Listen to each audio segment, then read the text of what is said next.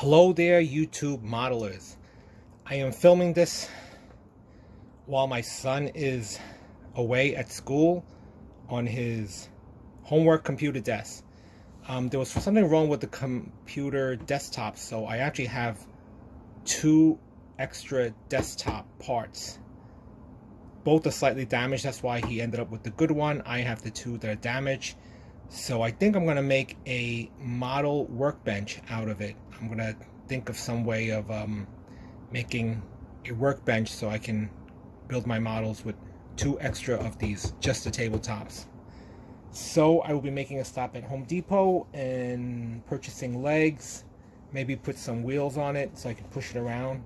But anyway, there's a kit stash update.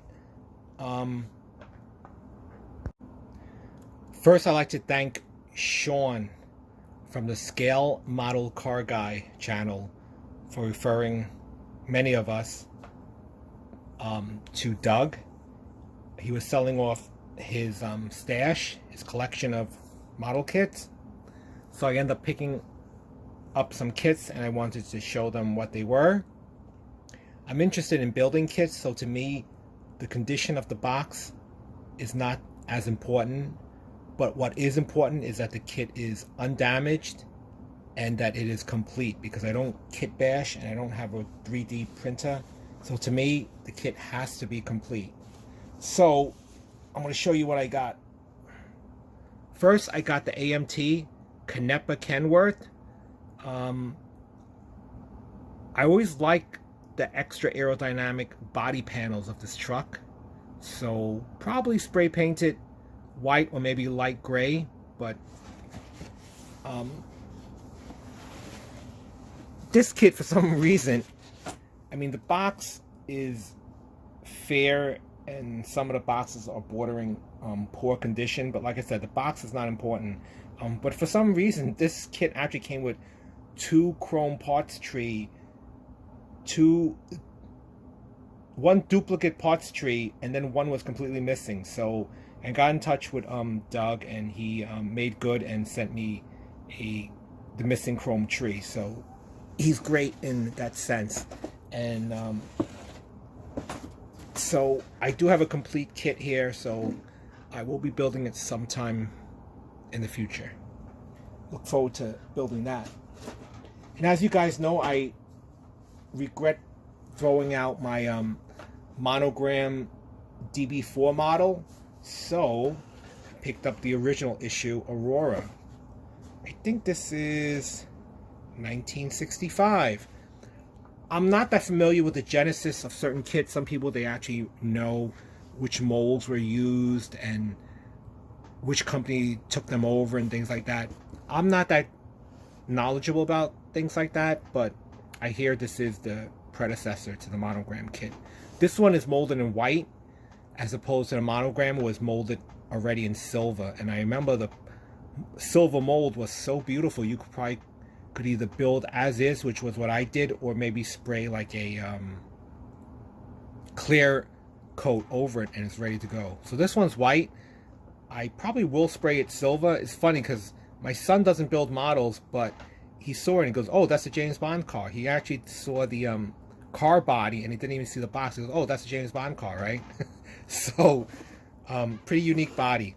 So looking forward to building this one. This one also had some parts missing because I think Doug bought them at some swap meets. But anyway, he did good and he was able to send me the missing parts. So I look forward to building this, and now I have a complete kit.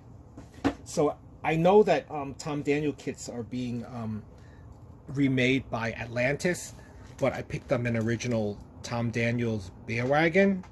I've always wanted one. And interestingly enough, Monogram does come out with a similar model, but I think it's spray painted red, or you could spray paint it red, and it's called the RC Soda Wagon or something, but it's soda based. But this one is the bear wagon.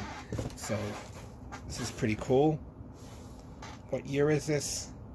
This one is factory sealed, so hopefully everything's all intact.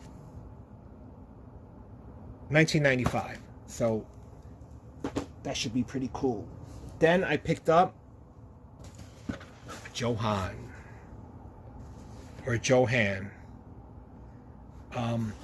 ambulance. I like to stretch it because I remember doing the Ghostbusters Ecto 1 and I slipped the ambulance gurney or stretcher from the Chevy van into it. So this one, I think Sean had asked the question, so I will answer pink. Mine is in pink. He is right about strange colors. Sometimes some of these kits are molded in the most outrageous colors. Next is the 64 Cadillac. This is a flat box. I've seen the rectangular box or these type of boxes for the 64, but this one is a flat. Just out of curiosity, if anyone has a machine caliper or happens to know the exact diameter that the metal rods for these Johan kits should be, let me know, because my kits are missing, and Doug had sent me a long metal rod. Hopefully it's the right size, because I'm afraid that if it's too big, I won't be able to push it in, and if it's too small, it'll just slide out. So if anyone happens to know the exact diameter, let me know in the comments. Next, I got a Boot Hill Express. I love the little skeleton guy. I took a quick look at it. The parts are rather very thin. They're not that thick or beefy, so I have to be very delicate with it. But love the skeleton guy. The skeleton guy is actually one piece, so that must have been a challenge to mold that. Oh, let me go back and show you, if I didn't so already, details on the box. Right? Interesting. Cool. Something different. What's the year? 85. These kits are just right for me. I don't need to pay top dollar for a pristine factory sealed box, because they will be opened and they will be built. Next is a Javelin. I don't know if this one is a predecessor to the AMT, because I know AMT does make a Javelin too, but I mean a Javelin as well. This just comes with the decals, like the zapped.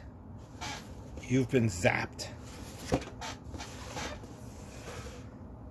I've been trying to pick up kits that are rare and unique, so I probably wouldn't be picking up just a regular Camaro, because I don't need to pay top dollar for an older Camaro kit, unless it's a make or model that's somewhat unique, which brings me up to this next kit.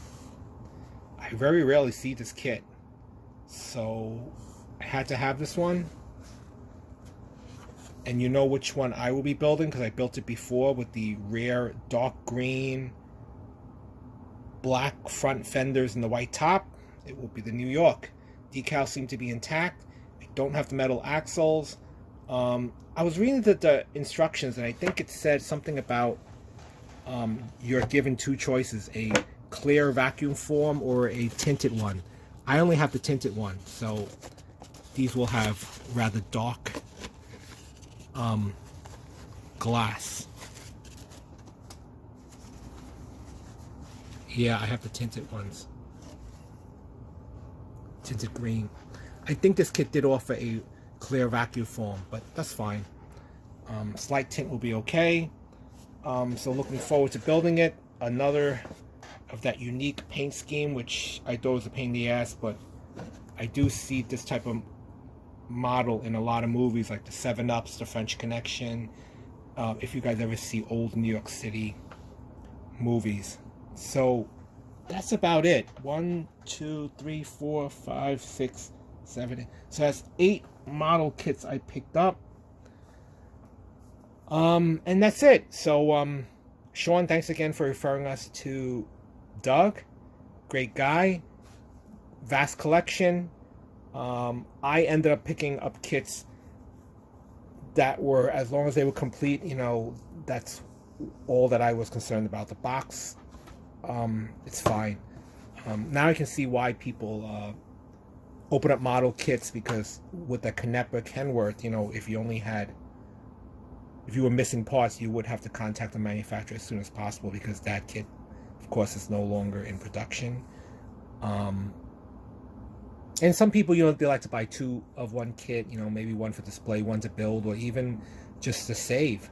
But that's not me. If I buy it, I'm going to build it.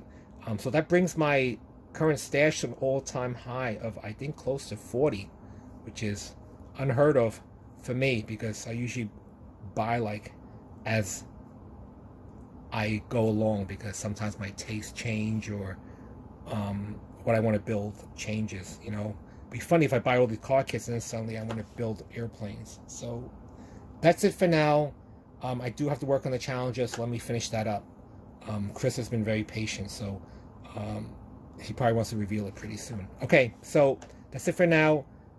See you guys soon.